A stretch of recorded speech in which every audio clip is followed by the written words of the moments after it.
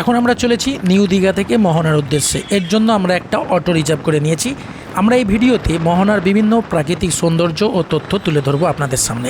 তো আমরা আস্তে আস্তে এগিয়ে চললাম মোহনার উদ্দেশ্যে। আপনারা আমাদের এই ভিডিওটি শেষ পর্যন্ত দেখতে থাকুন।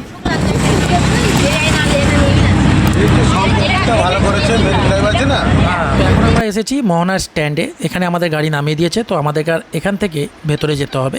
তো ভেতরে যেতে গিয়ে প্রথমেই যেটা পড়বে সেটা হলো মাছের বাজার। তো এখানে বিভিন্ন রকমের মাছ পাওয়া যায়। আপনাদের সমস্ত মাছ আমরা দেখাবো আজকে মোহনায় কি কি মাছ পাওয়া যাচ্ছে। আপনারা ভিডিওটা শেষ পর্যন্ত দেখতে থাকুন, তারপরে আমরা বিচের দিকে এগিয়ে যাব। মাছ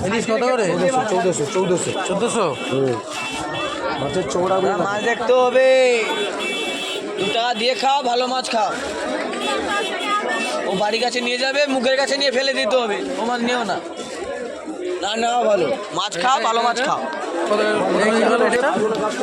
1400। আপনারা এখানে দেখতেই পাচ্ছেন যে এখানে ইলিশ মাছ এবং লবস্টার চিংড়ি, এছাড়াও পমফ্রেট, এছাড়াও আরও অন্যান্য অনেক মাছই এখানে পাওয়া যাচ্ছে। দেখতে বেশ দারুণ লাগছে। এছাড়া আছে আপনার সি ফুড, অক্টোপাস, আরও অন্যান্য অনেক কিছু। এরপরে আমরা শুকো মাছের বাজারে ঢুকবো।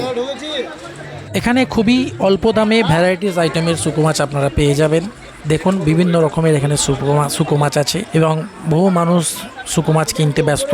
দেখুন এক এক করে আপনাদের সব দেখাই। খুবই অল্প দাম এবং খুবই সস্তা এবং বিভিন্ন ভ্যারাইটিসের মাছ আপনি এখানে পেয়ে যাবেন।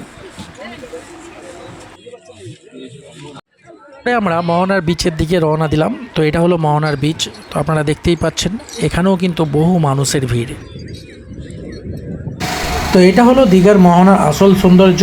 এখানে চম্পা নদী বঙ্গোপসাগরের সঙ্গে মিলিত হয়েছে। এই হচ্ছে সেই দৃশ্য, অসাধারণ একটি দৃশ্য আপনারা দেখতেই পাচ্ছেন। চম্পা নদী এবং বঙ্গোপসাগরের এটা হলো একটা মিলনস্থল। তো আমরা আস্তে আস্তে এগিয়ে চললাম।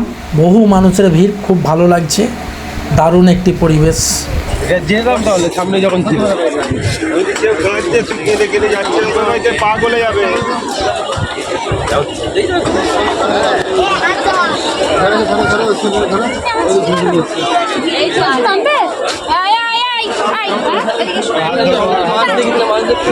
তো রাস্তার মাঝে একটা কাটিং করা আছে। তো এখানে বেশ কিছু পাথর ফেলা আছে বড় বড়। আর ওখানে খুব সাবধানের সঙ্গে পার হতে হবে, যেহেতু বর্ষাকাল। সাবধানের সঙ্গে না পার হলে আপনি যে কোনো মুহূর্তে দুর্ঘটনা ঘটতে পারে। তো আমরা আস্তে আস্তে ওখান থেকে পার হয়ে আমরা রাস্তা ওপারে চলে গেলাম।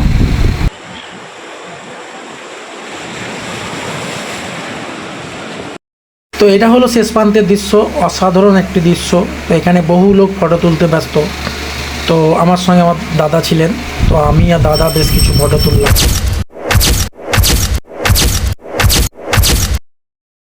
তো এই জায়গাটায় এসে বেশ দারুণ লাগলো। আমি আর দাদা মিলে বেশ ভালো এনজয় করলাম। আর দীঘার মধ্যে, দীঘার সমুদ্র সৈকতের পরে এইটা একটা বেশ দারুণ জায়গা। যারা মোহনায় আসেননি অবশ্যই একবার মোহনায় এসে ঘুরে যাবেন। কিন্তু এটা ভোরের দিকে আসবেন, ভোর 5টা 5:30 নাগাদ আসবেন, তাহলে কিন্তু এখানকার দৃশ্য আরও খুব সুন্দরভাবে আপনি দেখতে পাবেন। আর এই যে রাস্তাটা দেখতে পাচ্ছেন, রাস্তাটা কিন্তু অসাধারণ। 2 সাইডে বেশ পাথর পড়ে আছে, একটা দারুণ একটা প্লেস। ফাইনালি আমরা আমাদের হোটেলের দিকে এগিয়ে চললাম। তো বন্ধুরা, আজকের এই ভিডিওটি কেমন লাগলো কমেন্ট করে অবশ্যই জানাবেন। আর এই ধরনের প্রতিনিয়ত ভিডিও পেতে যারা এখনও পর্যন্ত চ্যানেলটি সাবস্ক্রাইব করেননি, চ্যানেলটি সাবস্ক্রাইব করে নেবেন এবং পাশে থাকা বেল আইকনটি প্রেস করে অল নোটিফিকেশানটা অন করে দেবেন। এতক্ষণ সঙ্গে থাকার জন্য আপনাদের অসংখ্য ধন্যবাদ জানাই। ভিডিওটিতে লাইক, কমেন্ট এবং শেয়ার করতে ভুলবেন না। তো চলুন, দেখা হচ্ছে নেক্সট ভিডিওতে।